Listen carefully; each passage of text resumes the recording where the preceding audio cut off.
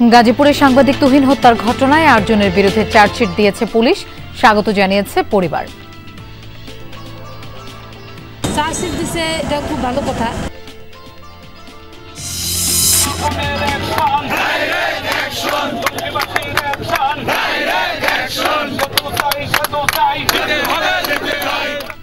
টঙ্গীবাজার এলাকায় বেইলি ব্রিজের দাবিতে ব্যবসায়ীদের ঢাকা ময়মনসিংহ মহাসড়ক অবরোধ, যান চলাচল ব্যাহত হওয়ায় টাঙ্গাইল সিলেট রুটেও চরম ভোগান্তি।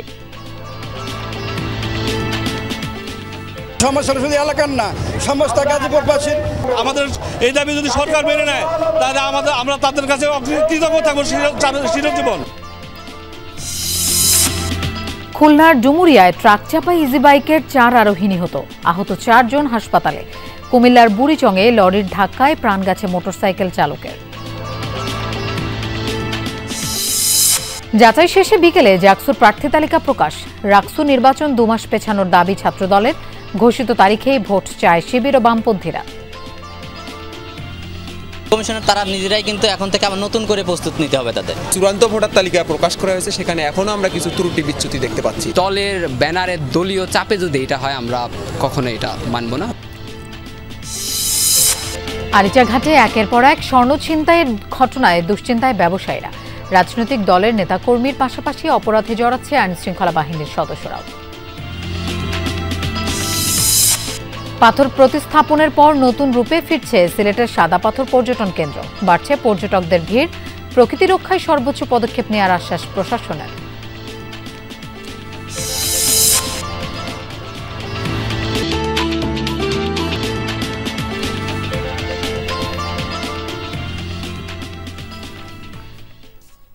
শুভেচ্ছা, আমন্ত্রণ বিরতিহীন সংবাদ সারা দেশের আয়োজনে।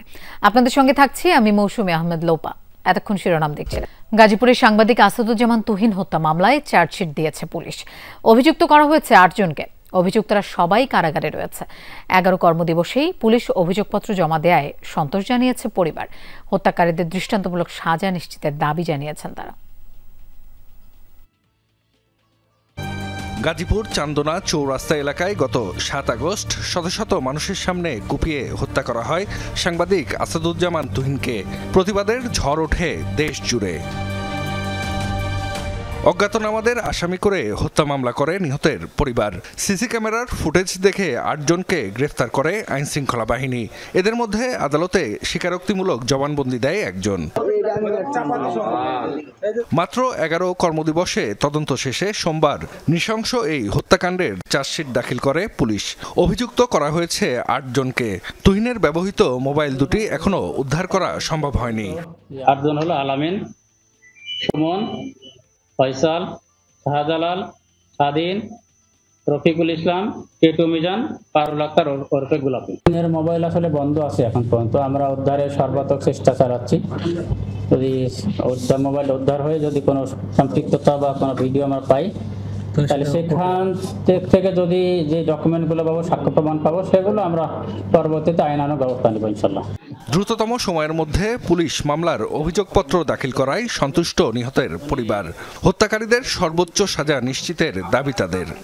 চার্জশিট দিছে, এটা খুব ভালো কথা। এখন আমার মনে কথা হচ্ছে যে আমার স্বামীকে যে কারণে খুন করা হয়েছে, যে একটা মোবাইল ভিডিও ফুটেজ ধারণ করার কারণে, আমি চাই যে আপনারা দ্রুত সেই মোবাইলটা উদ্ধার করার ব্যবস্থা করুন। এই মামলাটি দ্রুত বিচার ট্রাইব্যুনালে নিয়ে দায়ীদের যেন শাস্তি নিশ্চিত করা হয়, এই প্রত্যাশা করছি। দৈনিক প্রতিদিনের কাগজের গাজীপুরের সাংবাদিক ছিলেন তুহিন। পুলিশ জানায় গ্রেফতারকৃতরা সংঘবদ্ধ চক্রের সদস্য। তারা হানি ট্র্যাপের মতো ফাঁদে ফেলে বাদশা মিয়া নামে একজনকে। তাকে মারধরের ভিডিও ধারণ করেন তুহিন। সেই ভিডিও ডিলিট করতে রাজি না হয় তুহিনকে কুপিয়ে হত্যা করা হয়। জাহিদ হাসান, যমুনা নিউজ। গাজীপুরের টঙ্গীবাজার এলাকায় নতুন বেইলি ব্রিজ স্থাপনের দাবিতে ঢাকা ময়মনসিংহ মহাসড়কে প্রায় 2 ঘণ্টা বিক্ষোভ করেছে ব্যবসায়ীরা। রাজধানীতে প্রবেশ এবং বের হওয়ার পথ আটকে বিক্ষোভ করায় ঢাকা টাঙ্গাইল ও ঢাকা সিলেট রুটের গাড়িগুলোও আটকা পড়ে। চরম ভোগান্তিতে পড়েন যাত্রীরা। পরে পুলিশ ঘটনাস্থলে পৌঁছে দাবি পূরণের আশ্বাস দিলে অবরোধ তুলে নেয় আন্দোলনরতরা। লোকে লোকারণ্য রাজধানীর প্রবেশমুখ গাজীপুরের টঙ্গীবাজার এলাকা। ঢাকা ময়মনসিংহ মহাসড়ক অবরোধ করে চলে বিক্ষোভ। বেইলি ব্রিজের দাবিতে সকাল 9:30 থেকে শুরু হয় কর্মসূচি। ব্যবসায়ীরা বলেন, তুরাগ নদীর উপর যে দুটি বেইলি ব্রিজ রয়েছে তা বেশ জরাজীর্ণ এবং ঝুঁকিপূর্ণ, অথচ সংস্কার হয়নি দীর্ঘদিনেও। ব্রিজ দুটি ঢাকা ও গাজীপুরকে সড়ক পথে সরাসরি যুক্ত করে। প্রয়োজনে এই পথটুকু ঝুঁকি নিয়ে চলাচল করতে হয় যাত্রী ও চালকদের। এই সেতু ছাড়া আমাদের এই অঞ্চলের মানুষ সম্পূর্ণ অচল, আমরা ধুকে ধুকে মরতে হবে। আমাদের একটি দাবি, একটা গাজীপুর এবং টঙ্গীবাসীর একটাই সেতু, সেটা যদি আমাদের এই দাবি যদি সরকার মেনে নেয় তাহলে আমরা তাদের কাছে কৃতজ্ঞ থাকবো চিরজীবন। দ্রুত ব্রিজ দুটি ভেঙে নতুন করে স্থাপনের দাবি দীর্ঘদিনের। সেই সাথে সড়কের নিচের অংশের মেরামতের দাবিও যুক্ত হয়। এসব দাবি বাস্তবায়নে বিক্ষোভে নামে ব্যবসায়ীদের সাথে স্থানীয়রা। আটকা পড়ে ঢাকা ময়মনসিংহ, ঢাকা সিলেট ও ঢাকা টাঙ্গাইল রুটের যানবাহন। চরম ভোগান্তিতে পড়েন চলাচলকারীরা। লক্ষ লক্ষ মানুষের সমস্যা, শুধু সমস্যা শুধু এলাকার না, সমস্ত গাজীপুরবাসীর, উত্তরা এলাকার বাসীর সবারই যে সমস্যা। হ্যাঁ, এবং এই যে ব্রিজটা, এই যে উপরের এটা, হ্যাঁ, এটা হওয়ার এই ব্রিজ দেওয়ার পর 5-7টা মারা হচ্ছে ছিনতাইকারীর হাতে। আমাদের আরসিসি ব্রিজ লাগবে। যদি আমাদের ব্রিজ না হয় তাহলে আমরা গোটা ঢাকা এবং গাজীপুরকে অচল করে দেবো ইনশাআল্লাহ। এর আগে গত বছরের 21 ডিসেম্বর তুরাগ নদীর উপর আরেকটি বেইলি ব্রিজ ভেঙে পড়ে। রাহিম সারোয়ার, যমুনা নিউজ। খুলনার ডুমুরিয়ায় ট্রাক চাপায় প্রাণ গেছে ইজিবাইকের 4 আরোহীর। আহত হয়েছেন 4 জন। সকালে জেলের ডাঙ্গা এলাকায় খুলনা সাতক্ষীরা মহাসড়কে এই দুর্ঘটনা ঘটে। ফায়ার সার্ভিস জানায়, সকাল 9টার দিকে কইয়াবাজার এলাকা থেকে একটি ইজিবাইক যাত্রী নিয়ে ডুমুরিয়া যাচ্ছিল। এ সময় বিপরীত দিক থেকে আসা একটি ট্রাক চাপা দেয় 3 চাকার বাহনকে।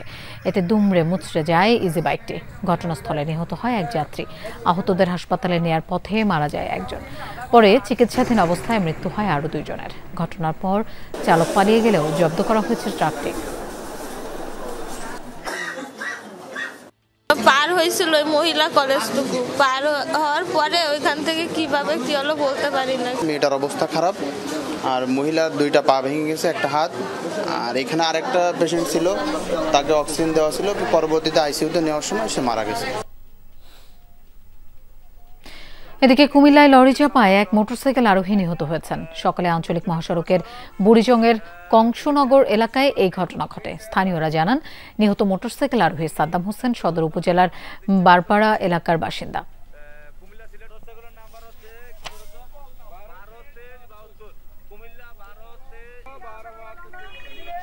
ঢাকা চট্টগ্রাম মহাসড়কের কুমিল্লা অংশের একটি ইউটার্ন যেন মরণ ফাঁদ। নেই কোনো ট্রাফিক ব্যবস্থা। উল্টো পথে যান চলাচলে প্রতিদিনই ঘটছে দুর্ঘটনা, বাড়ছে প্রাণহানি। পরিকল্পিত মহাসড়ক নির্মাণের পাশাপাশি স্থায়ী ট্রাফিক ব্যবস্থার দাবি জানিয়েছেন সাধারণ মানুষ। কুমিল্লার পদুয়ার বাজার এলাকার সেই ভয়াবহ দুর্ঘটনা। সিসিটিভি ফুটেজে দেখা যায় 22 আগস্ট যাত্রা বিরতির পর পাশের এই রেস্তোরাঁ থেকে বের হয়ে উল্টো পথে যাচ্ছে হানিফ পরিবহনের যাত্রীবাহী বাস। পাশ কাটাতে গিয়ে সিমেন্ট বোঝাই দ্রুতগতির লরি নিয়ন্ত্রণ হারিয়ে উল্টে পড়ে প্রাইভেট কার ও সিএনজি অটোরিকশার উপর। মুহূর্তেই প্রাণ যায় একই পরিবারের 4 জনের। এখানকার দুর্ঘটনাটা বন্ধ করতে হলে প্রথমত নুরজাহানে যে গাড়িগুলো এখানে বিরতি দেয় এটাকে বন্ধ করতে হবে। অনেক সময় দেখি কাদার মধ্যে অনেক গাড়ি উল্টে যায় বা কাদার মধ্যে অনেক গাড়ি পড়ে, যার কারণে দেখা গেছে দূর থেকে একটা গাড়ি আসলে এখানে আপনার গতি নিয়ন্ত্রণ করতে পারে না। প্রত্যক্ষদর্শীদের মতে এই ইউটার্নে কখনোই থাকে না ট্রাফিক পুলিশ, তাই সড়কের নিয়ম নীতির তোয়াক্কা না করেই চলছে যানবাহন। একই চিত্র ঢাকা চট্টগ্রাম মহাসড়কের দাউদকান্দি থেকে 14 গ্রামের মোহাম্মদ আলী বাজার পর্যন্ত 100 কিলোমিটার সড়কে 49টি ছোট বড় ইউটার্নের, এর মধ্যে আবার 17টি ঝুঁকিপূর্ণ। অন্য ইউটার্নগুলোতে হয়তো এলাকার গাড়িগুলো ঘুরে, এই কারণে ওইগুলাতে কম অ্যাক্সিডেন্ট হয়, কিন্তু এখানে 3-4টা ডিস্ট্রিক্টের নোয়াখালী, লক্ষ্মীপুর, চাঁদপুরের গাড়িগুলো ঘুরাতে, ফেনীর গাড়িগুলো ঘুরাতে এখানে অ্যাক্সিডেন্টটা বেশি হইতেছে। ট্রাফিক থাকলে অন্তত উপকার হইতো, কোনো ট্রাফিক জানা কিছু না। মর্মান্তিক এই দুর্ঘটনার পর নড়ে চড়ে বসেছে প্রশাসন। বন্ধ করা হয়েছে পদুয়ার বাজার ইউটার্ন। তাহলে এটি কি দুর্ঘটনা এড়ানোর সহজ সমাধান? চলাচলকারীরা বলছেন, কার্যকরী ট্রাফিক ব্যবস্থা ছাড়া নিরাপদ হবে না সড়ক। এখানে আরো দুর্ঘটনা বেশি হবে, ছোট এটা। ওই ইউটার্ন থেকে ইউটার্নে অনেক স্পেস কম এবং গাড়ির প্রচুর জ্যাম লেগে থাকে। ইউটার্নগুলোতে তো এমনিতে কোনো ট্রাফিক ব্যবস্থা নাই। তারপরে দ্বিতীয় কথা, ওই যে ছোট গাড়িগুলা, এই গাড়িগুলো বেশি সমস্যা করে। ঢাকা চট্টগ্রাম মহাসড়কের কুমিল্লা অংশে চলতি বছরের জানুয়ারি থেকে আগস্ট পর্যন্ত 209টি সড়ক দুর্ঘটনায় প্রাণ হারিয়েছে 141 জন আর আহত 245। এর জন্য অপরিকল্পিত মহাসড়ক ও ঝুঁকিপূর্ণ ইউটার্নকে দায়ী করছে হাইওয়ে পুলিশ। মহাসড়কের সংজ্ঞায় মহাসড়ক যেরকম থাকার কথা, ঢাকা চট্টগ্রাম মহাসড়ক ওই রকম নাই। মহাসড়কে দুই সাইড দিয়ে সার্ভিস লেন থাকার কথা, সেই সার্ভিস লেন নাই। তারপরে হোটেলে যাওয়ার জন্য স্পেশালি যে ইউটার্ন বানানো করা হয়েছে সেগুলো অবশ্যই বন্ধ করতে হবে। এসব ঝুঁকিপূর্ণ ইউটার্নে স্থায়ীভাবে ট্রাফিক ব্যবস্থার পাশাপাশি সড়কের শৃঙ্খলা ফেরাতে জনসচেতনতা বৃদ্ধির উপর তাগিদ দিলেন সচেতন মহল। খোকন চৌধুরী, যমুনা নিউজ, কুমিল্লা। মনোনয়নপত্র যাচাই বাছাই শেষে আজ জাকসু নির্বাচনে বৈধ প্রার্থীদের তালিকা প্রকাশ করবে কমিশন। বিকেল 4টায় তালিকা প্রকাশের কথা থাকলেও এখনও দেওয়া হয়নি। দীর্ঘ 33 বছর পর আগামী 11 সেপ্টেম্বর জাহাঙ্গীরনগর বিশ্ববিদ্যালয় কেন্দ্রীয় শিক্ষার্থী সংসদ জাকসু ও হল সংসদ নির্বাচনের ভোট অনুষ্ঠিত হতে যাচ্ছে। কেন্দ্রীয় ও হল সংসদে মোট 740টি মনোনয়নপত্র জমা পড়েছে। এর মধ্যে বিভিন্ন পদে 555 জন ছাত্র ও 185 জন ছাত্রী মনোনয়নপত্র জমা দিয়েছেন। দীর্ঘদিন পর জাকসু নির্বাচন ঘিরে উচ্ছ্বসিত বিভিন্ন ছাত্র সংগঠনের নেতাকর্মী সহ সাধারণ শিক্ষার্থীরা। এদিকে আজ দ্বিতীয় দিনের মতো রাজশাহী বিশ্ববিদ্যালয় কেন্দ্রীয় ছাত্র সংসদ রাকসু নির্বাচনের মনোনয়নপত্র বিতরণ ও জমাদান চলে। সকাল 10টা থেকে কোষাধ্যক্ষের কার্যালয় থেকে শুরু হয় এই কার্যক্রম, শেষ হয় বিকেল 5টায়। রাকসু নির্বাচন কমিশন জানায় মনোনয়নপত্র তোলা ও জমা দেওয়া যাবে 26 আগস্ট পর্যন্ত। মনোনয়নপত্র বাছাই চলবে 31 আগস্ট থেকে 1 সেপ্টেম্বর পর্যন্ত। প্রার্থীদের প্রাথমিক তালিকা প্রকাশ 2 সেপ্টেম্বর।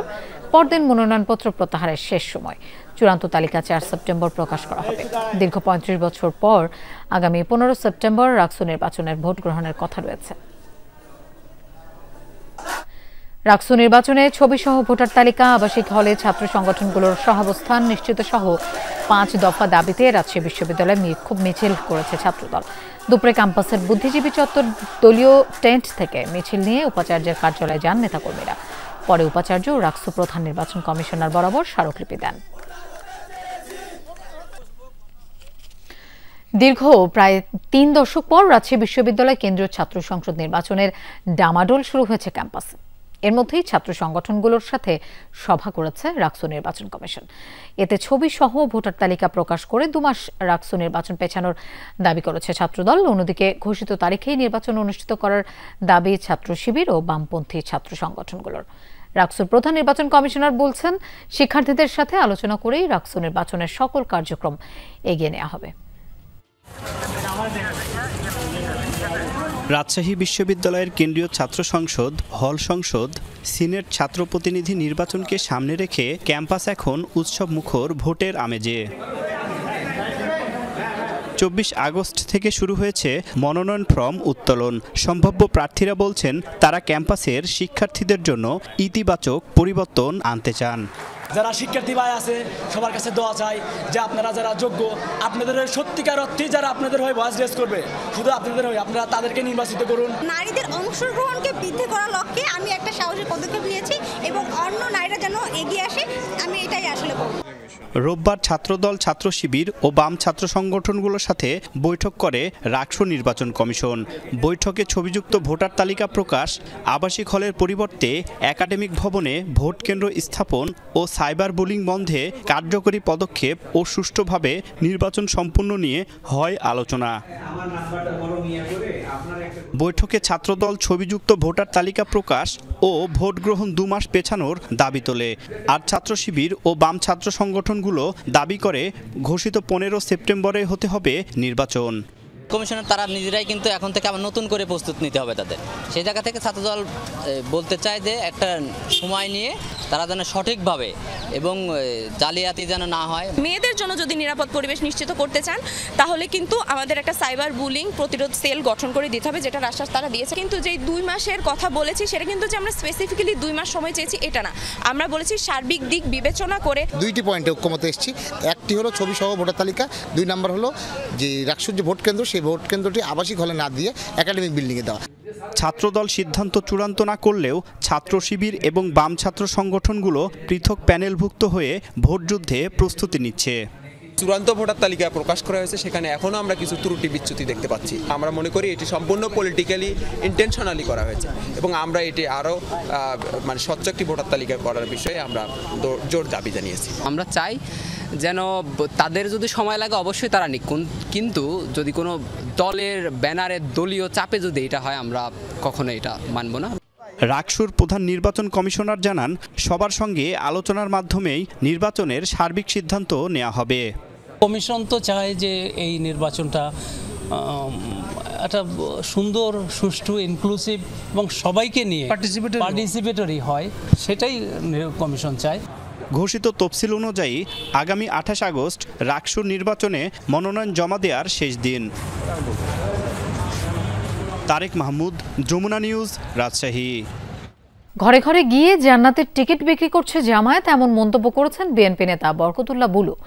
দুপুরে কুমিল্লা সদরে বিএনপির দ্বিবার্ষিক সম্মেলনে এই কথা বলেন তিনি। চাঁদাবাজি ইস্যুতে বুলু বলেন, জামায়াত পুনরুদ্ধারের নাম দিয়ে ব্যাংক সহ নানা প্রতিষ্ঠান দখল করছে, অথচ কিছু মিডিয়া রাজনৈতিক নেতাদের চরিত্র হননের কাজ করছে বলে অভিযোগ করেন তিনি। এসব মিডিয়া দিয়ে কোনো কাজ হবে না বলেও মন্তব্য করেন বিএনপির ভাইস চেয়ারম্যান।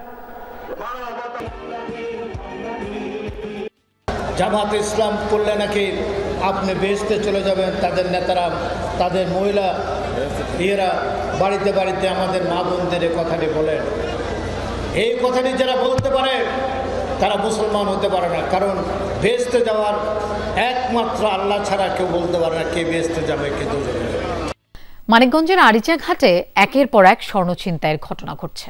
ব্যবসায়ীদের কাছ থেকে স্বর্ণ লুটের ঘটনায় জড়িয়ে পড়ছে রাজনৈতিক দলের নেতা থেকে শুরু করে আইনশৃঙ্খলা বাহিনীর সদস্যরাও। সম্প্রতি 3 জন গ্রেফতারের পর আবারও আলোচনায় আলোচিত এই ঘাট। এর আগে যুবলীগ, ছাত্রলীগ নেতাদের বিরুদ্ধে 80 ভরি স্বর্ণ ছিনতাইয়ের অভিযোগ এবং এক পুলিশ সদস্য চাকরি হারানোর ঘটনাও ছিল শিরোনামে। এবার প্রশ্ন উঠেছে, কেন শুধু আরিচা ঘাটেই এমন ঘটনা ঘটছে? এই স্বর্ণ যাচ্ছে কোথায়? সিংগাইরের গোবিন্দল এলাকার এক ব্যবসায়ীর কাছ থেকে 24টি চেন ছিনতাইয়ের অভিযোগে গেল 20 আগস্ট গ্রেপ্তার হয় 3 জন। এই ঘটনায় আবারও সামনে আসে আরিচা ঘাট কেন্দ্রিক সোনা ছিনতাইয়ের আলোচিত ইস্যু। আমি বসার পর কিছুক্ষণ পরে আবার কনফার্ম হয়ে আর আবার ফোনে কনফার্ম হয়ে বলতেছে স্পেসিফিকেশন এলিগেশন আছে মানে। এর আগে 2024 সালেও স্থানীয় কয়েকজন যুবলীগ ও ছাত্রলীগ নেতার বিরুদ্ধে ওঠে 80 ভরি স্বর্ণ ছিনতাইয়ের অভিযোগ। একই বছরে 60 ভরি স্বর্ণ ছিনতাইয়ে জড়িয়ে চাকরি হারান এসআই শিমুল মিয়া। স্থানীয়দের অভিযোগ, এখানে সক্রিয় শক্তিশালী একটি সিন্ডিকেট। কয়েক হাত ঘুরে এসব স্বর্ণ চলে যাচ্ছে সীমান্তের ওপারে ভারতে, এমন অভিযোগও তুলছেন কেউ কেউ। এটা অনেক একটা বড় চক্র, মনে হয় এটা ইন্ডিয়া অবৈধভাবে পাচার করছে। আসলে এদের সাথে কে কেউ জড়িত, এটা আসলে প্রশাসনের দেখার উচিত। এখান থেকে স্বর্ণ পাচার হয় কিনা এই বিষয়গুলো গোয়েন্দা সংস্থা একটু তৎপর হলে, আইন শৃঙ্খলা বাহিনী আরেকটু তৎপর হলে আমার মনে হয় এই সমস্ত গোপনীয় জিনিস উদ্ধার করা সম্ভব। আরিচা ঘাটে ছিনতাই হওয়া স্বর্ণগুলো আসে মানিকগঞ্জের সিংগাইর উপজেলা থেকে, যেখানে সরকারের অনুমোদন নিয়ে বৈধভাবে ছাই থেকে সোনা সংগ্রহ করেন ব্যবসায়ীরা। তবে ঘাটে পৌঁছানোর আগেই তথ্য চলে যায় সংঘবদ্ধ চক্রের হাতে, এমন ধারণা পুলিশের। আওয়ামী লীগের সময় কিছু ছেলেপেলে ছিল যারা এই সমস্ত ঘটনা ঘটাইতো, একই ব্যক্তিরা এই ঘটনা ঘটাইছে। ওইটার ধারাবাহিকতায় এখন দেখা গেছে যে তারা মাঠে নাই, অন্য আরেক গ্রুপ সক্রিয় হয়েছে। এই পর্যন্ত আমার জানা মতে 24 সালে 2টা মামলা হয়েছে, এই 25 সালে একটা মামলা হইল এবং প্রত্যেক মামলায় চার্জশিট দেওয়া হয়েছে বা বিচারাধীন আছে আর কি। একের পর এক স্বর্ণ ছিনতাইয়ের ঘটনায় শঙ্কিত ব্যবসায়ী ও স্থানীয়রা। তারা বলছেন, যতদিন না শক্তিশালী সিন্ডিকেটের আসল চক্র ধরা পড়বে ততদিন থামবে না এই স্বর্ণের লুটপাট। BM Khorshed, Jamuna News, Manikganj. ভোলায় মেঘনা নদীর ভাঙন রোধে স্থায়ী বাঁধের দাবিতে মানববন্ধন ও পানি উন্নয়ন বোর্ড ঘেরাও কর্মসূচি পালন করেছেন স্থানীয়রা। সকালে শহরের যুগিরখোল এলাকায় এই কর্মসূচি পালন করা হয়। এ সময় পানি উন্নয়ন বোর্ড অফিসের সামনের সড়কে যান চলাচল বন্ধ হয়ে যায়। আন্দোলনকারীরা জানান, দীর্ঘদিন ধরে নদী ভাঙনে বিলীন হয়েছে সদরের শিবপুর ও দৌলত খান উপজেলার বেশ কিছু এলাকা। স্থায়ী কোনো ব্যবস্থা না নেয় থামছে না ভাঙন। স্থায়ী বাঁধ নির্মাণের দাবিতে পানি উন্নয়ন বোর্ডের নির্বাহী প্রকৌশলীর কাছে স্মারকলিপিও দেন তারা। গোপালগঞ্জ 250 শয্যা জেনারেল হাসপাতালে দিন দিন বাড়ছে ভোগান্তি। একসময় এখান থেকেই বিভিন্ন রোগের পরীক্ষা নিরীক্ষা করাতে পারতেন রোগীরা, তবে এখন অচল হয়ে পড়ছে মেশিনপত্র, নেই পর্যাপ্ত চিকিৎসক। জনবল সংকটে অপরিচ্ছন্ন পরিবেশেই থাকছেন রোগীরা। ঊর্ধ্বতন কর্তৃপক্ষকে বারবার জানিয়েও সুফল মিলছে না, দাবি হাসপাতাল কর্তৃপক্ষের। চিকিৎসক কর্মচারী সংকট আর যন্ত্রপাতির স্বল্পতা সহ নানা সমস্যা নিয়েই চলছে গোপালগঞ্জ ২৫০ শয্যা জেনারেল হাসপাতাল।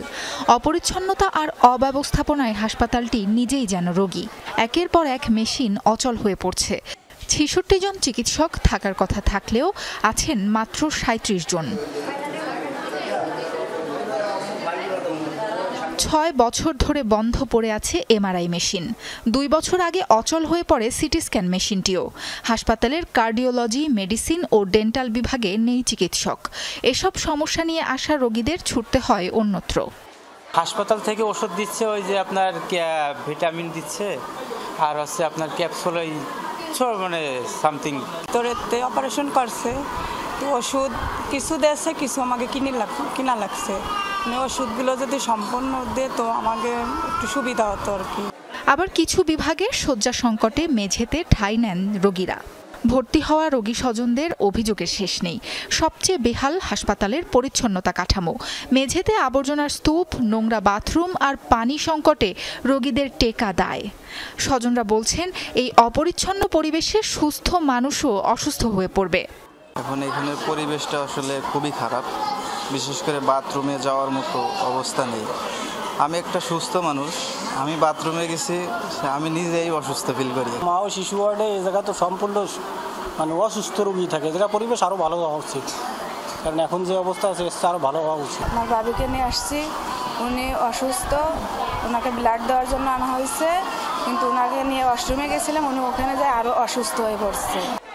জনবল সংকটকে দায়ী করছেন হাসপাতালের কর্মকর্তা কর্মচারীরা। বলছেন, চাপ সামাল দিতে হিমশিম খাচ্ছেন তারা। বাথরুম পরিষ্কার থাকে না, তাই জল থাকে না, এই নিয়ে এই রুগী বসে আমাদের বেড দিতে পারি না, যে এতদিন তো ফ্লোর দিয়েও রুগী ছিল। প্রতিদিন আপনার মানে ৬০ থেকে ৭০ জনকে এক্সরে করতে হয়, কিন্তু আমাদের মূল যে এক্সরে মেশিন এটা প্রায় ২.৫ বছর যাবৎ বন্ধ। ফিলিপস কোম্পানির সঙ্গে এবং নিমুর সঙ্গে একটা সরকার একটা পক্ষ, ওদের সঙ্গে কন্ট্যাক্ট হয়েছিল ৩ বছরে। সরকার কোনো টাকা দিতে পারে নাই বিধায় ওরাও আমাদের আর আসে না, ওরা প্রায় ৬ মাস ১ বছর পর্যন্ত চালাইছিল। বারবার চাহিদাপত্র দেয়া হলেও নিয়োগ হচ্ছে না, জানালেন তত্ত্বাবধায়ক। লাস্ট এই অর্থ বছরে চিঠি করেছি আমাদের নিমুর থেকে একদিন এক ইঞ্জিনিয়ার পাঠাইছিল, তাদের মানে এমআরআই দেখার জন্য না, আমরা যে মেশিনগুলো আমাদের সমস্যা সবগুলো লিখে পাঠাইছিল, ওরা কতগুলো মেশিন দেখে গেছে, সেগুলোর কাজ করবে বলে বলছে, কিন্তু ওইগুলো দেখার জন্য কোনো লোক এখনো পর্যন্ত পাঠায়নি।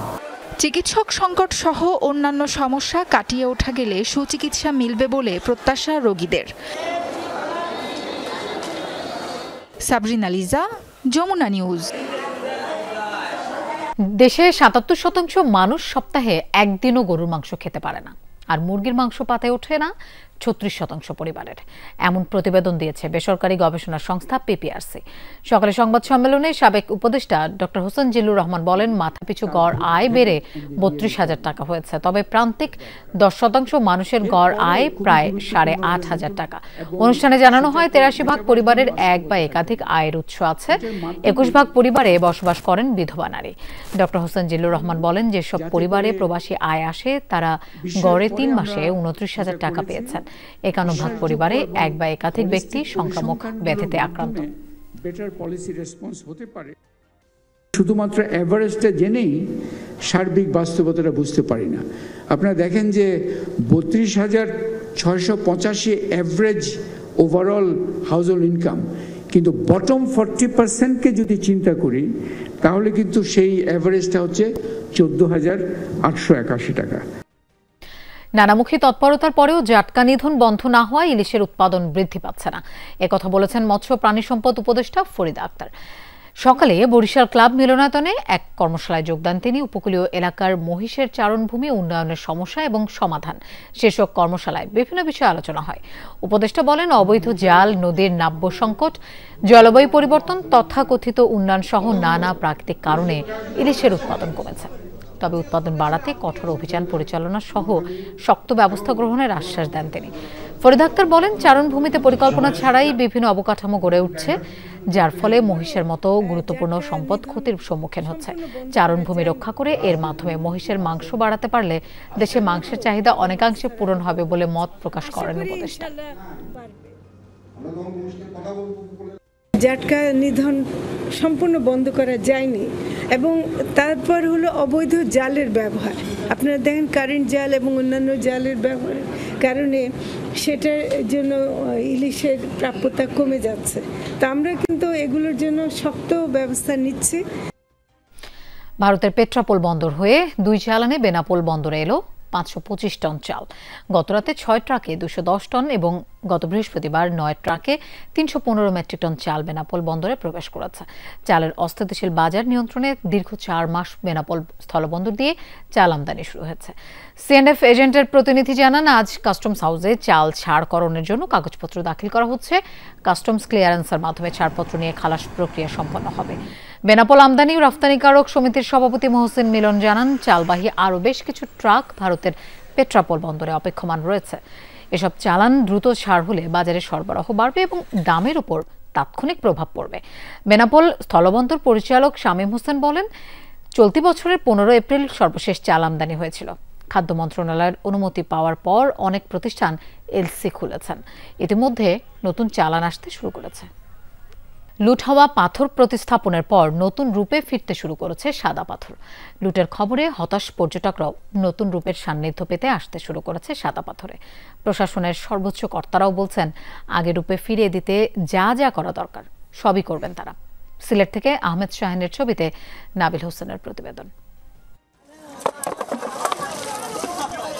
লুট হওয়া পাথর ফিরছে যথাস্থানে, সাজানো হচ্ছে আগের মতো করে। পুরনো রূপে ফিরছে সাদা পাথরের রাজ্য ভোলাগঞ্জ। সেই সাথে আবারও বাড়ছে ভ্রমণ পিপাসুদের আনাগোনা। গত 1 বছরে নির্বিঘ্ন লুটপাটে মরুভূমিতে পরিণত হয় সিলেটের সাদা পাথর খ্যাত ভোলাগঞ্জ। এমন লুটপাটের চিত্র গণমাধ্যমে প্রকাশ পাওয়ার পর ক্ষোভে ফুঁসে ওঠে পুরো দেশ। তৎপর হয় সংশ্লিষ্টরা। এরপর শুরু হয় লুট হওয়া পাথর উদ্ধার আর প্রতিস্থাপন। তবে প্রাকৃতিক সৌন্দর্য ফিরে পেতে কিছুটা সময় লাগলেও নতুন রূপেও মুগ্ধ হচ্ছেন পর্যটকরা। সাদা পাথর ভরপুর হওয়ার আগ পর্যন্ত প্রশাসনের মাধ্যমে কাজ চলমান থাকবে। প্রতিবেদন করছেন বিধায় এই পাথরগুলা ফেরত দিয়েছে, যে অনেকখানি পাথরই ফেরত দিয়েছে। পর্যটনের রূপ ফিরে পেয়েছে সাদা পাথরে। সবাই যারা পর্যটনে আসতে চান তারা আসতে পারেন। গত 14 আগস্ট থেকে প্রতিদিন 5 শতাধিক শ্রমিক কাজ করছেন পাথর উদ্ধার আর প্রতিস্থাপনে। পর্যটকদের পদচারণায় মুখর হওয়ায় স্বস্তি ফিরেছে সংশ্লিষ্টদের। 24 ঘন্টায় কিন্তু আমার সার্ভিলেন্স থাকবে এখানে, সুতরাং এখান থেকে অপরাধ করে কেউ কিন্তু পার পাওয়ার সুযোগ নেই এবং যারা করেছেন তাদের আসবে। আর কালকে একটা বলেছি, সেটা হলো যে এখান থেকে আর একটি পাথর কেউ সরাতে পারবে না। যদি কেউ করে তাহলে বুঝতে হবে তার মানে দুর্ভাগ্য খারাপই আছে। কারণ আমরা এই প্রকৃতি সম্পদ এখানে থাকবে, এতগুলি সরকারি লোকজন সরকার, কারণ যেটা হয়েছে কি 95% লোকই চায় এই প্রকৃতি তার প্রকৃতি অবস্থা থাকুক। সম্প্রতি সাদা পাথর পরিদর্শনে সে নানা পরিকল্পনার কথাও জানান সরকারের বড় কর্তারা। রাষ্ট্রীয় সম্পদ, জনগণের সম্পদ, এইভাবে 2-4 জন অথবা কে বা কারা নিয়ে গেছে, এটা আমরা তদন্ত করে তো নাম পাচ্ছি। সে যেই হোক আমাদের দেশের যত বড় অফিসার হোক, এটার কিন্তু ব্যবস্থা নেওয়া হচ্ছে এবং নেওয়া হবে। লুটকাণ্ডের পর দফায় দফায় সরকারি কর্মকর্তারা পরিদর্শন করছেন ভোলাগঞ্জ। পর্যটন এলাকা নিয়ে পরিকল্পনার দ্রুত বাস্তবায়ন চায় স্থানীয়রা। নাবিল হোসেন, যমুনা নিউজ, সিলেট।